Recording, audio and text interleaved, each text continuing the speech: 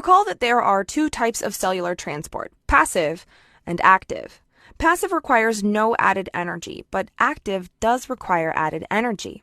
Active transport also moves from an area of low concentration to an area of high concentration or up the concentration gradient. This is the opposite of passive transport, and because it's more difficult, it needs the energy molecule called ATP, which stands for adenosine triphosphate, because there's an adenosine molecule and 3 phosphate molecules. There are 3 types of active transport: membrane pumps, endocytosis, and exocytosis. Let's look at membrane pumps first.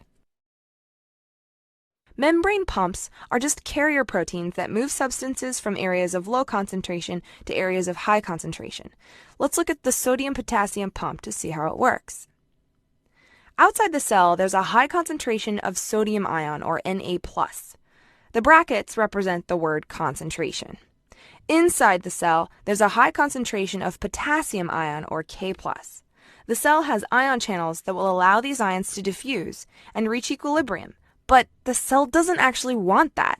It wants to keep a difference in concentration. So the sodium-potassium pump will force more sodium out and more potassium in all the time. All cells need a way to get materials in and out. The barrier that controls the passage of materials is the cell membrane. Some materials can pass through the cell membrane on their own, but others cannot. To describe this, scientists say the membrane is semi-permeable, which means that only some particles can pass through. There are 2 main ways that particles can get through the cell: passive transport or active transport. Passive transport requires no added energy, but active transport does require added energy. In passive transport, there are 2 basic ways that a material can move across the membrane.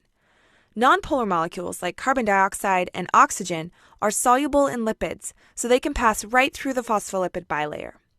Other molecules that are polar, like water, need to pass through a pore made by a transport protein to move in and out of the cell. So let's see why this movement even happens. The movement of molecules from an area of high concentration to an area of low concentration is called diffusion. A concentration gradient is a difference in the concentration of molecules across a distance. Diffusion goes from high to low areas of concentration. Now, molecules behave just like you do when you're stuck in a crowded elevator. They want to get out to an area where there's more room. They have energy and they bounce around, and as soon as they can move from an area of high concentration to an area of low concentration, they move.